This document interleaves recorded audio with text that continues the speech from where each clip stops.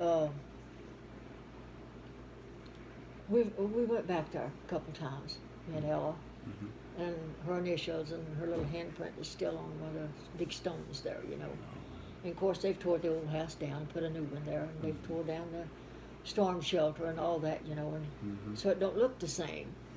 But the last time I was there, and the big barn sits down here by the road. Uh-huh. It sits right by the road, and so the cars and everything goes that way. And here's our barn and our driveway, and you come on up to the house. Well, there's a field there.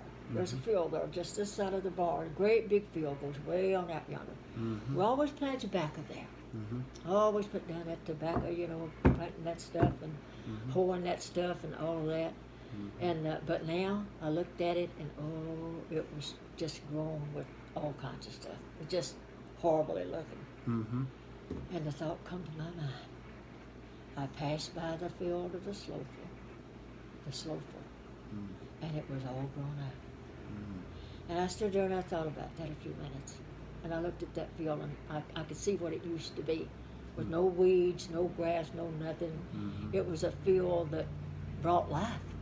It was what kept us alive. It was what it bought our groceries. It was what paid our bills. It was our livelihood. Yeah. That field that I'm looking at, that's all overgrown, was our livelihood. Yeah.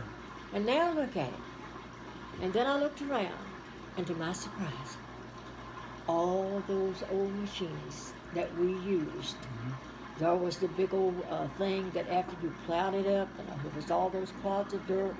Then you went over it with this thing that had those big old metal wheels, and it trucked it up. And then you went over it with this thing that was like a sled, and it had this on it, and that drug it. And then it drug all that, you know, all those machines. And there they were, and I looked at all those machines and how they all did something different, but it was all for that crop. Uh-huh. And I just stood there in amazement, and I thought to myself, people don't realize that if they ever had a gift, or ever had a calling, or ever had anything, Yeah. and something has happened, and they've let the field grow up, Yeah.